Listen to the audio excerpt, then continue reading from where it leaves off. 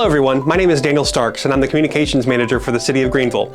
We know City Council meetings can be a little hard to understand sometimes, so this is your quick, straightforward recap of what happened at this week's meeting. Just the highlights and what it means for you. Now, there's a lot to get through, so let's get to it. First up, the meeting began with a proclamation honoring the life of Reverend Philip Dukes, who passed away a few weeks ago. Now, Reverend Dukes was a pillar in this community and was the president of the local NAACP chapter, and was also known for his strength, his wisdom, and unwavering commitment to uplifting others and fostering unity. Now, this is a really meaningful moment, and it was great to see so many of his family and friends there as the city formally recognized his impact. Moving into the main agenda, Council approved an ordinance related to up to $55 million in water and sewer system bonds. Now, the money would go towards, obviously, water and sewer system improvement over the next several years. Now, the Council posted the intent to sell these bonds back in February, and this was just the meeting where they approved the issuance of them. Now, they received 8 bids, and the winning bid came in at about 4.43% in the interest. Now, that's great news, considering that when it was originally presented to the Council in February, it was estimated that the interest rate would be 5.16%. Keep in mind, this is not the type of bond that raises your property taxes. You as a taxpayer will not see any increase in your tax bill because of this.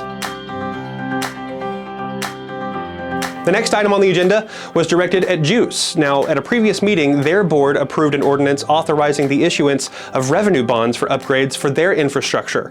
Now, our city council does not dictate their inner workings at Juice. However, because of the way the agreement between the two entities was written when the two entities were separated, our council still has to ratify their ordinances, and that's what this council meeting did.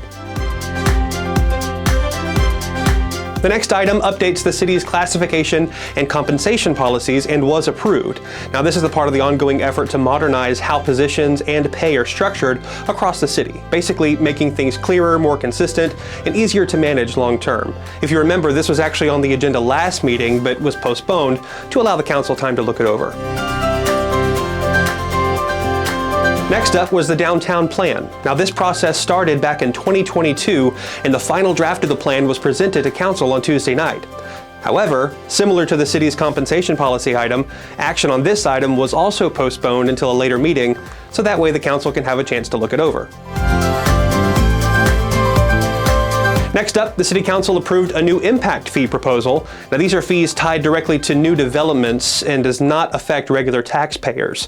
Now, these fees were established in order to help offset the city's costs when having to put in new streets, new sewer, and water. When dealing with the quick growth that we have experienced in the last few years, it's good to have these fees so that taxpayers aren't having to foot the entire bill.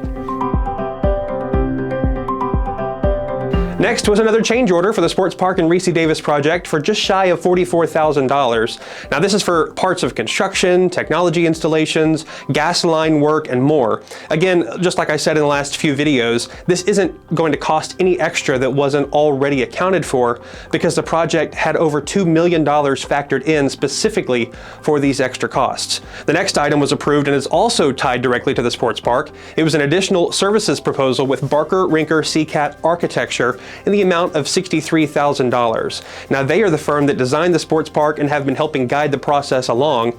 However, the original agreement is about to expire, and this just extends their agreement through the end of construction.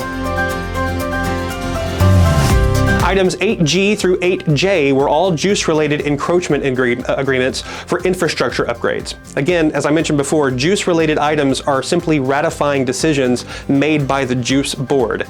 If you'd like to learn more about these agreements, you can find them at geus.org. And last on the action list, Council approved the appointment of Holly Gocher and Demetrius Nixon to the Juice Board. Now, while the city and Juice are two separate entities, the original agreement put in place that Council had to approve the appointments to the board, and they did that this week. Moving into the consent calendar, again, most of these items were approved. However, there were 2 that related to memorandums of agreement that our police department was going to enter into with other agencies, but those have been pushed back to a later date. City Manager Summer Spurlock gave her monthly update to the council. She told them that in the month of March, 108 potholes were filled, 258 miles of street sweeping took place, 7 intersections were cleared of visual obstructions in the line of sight, 74 signs were replaced, 14 building permits were issued, and 19 certificates of occupancy were issued here in the city. She also gave several updates on projects around the city. Here's a quick glance on what they are.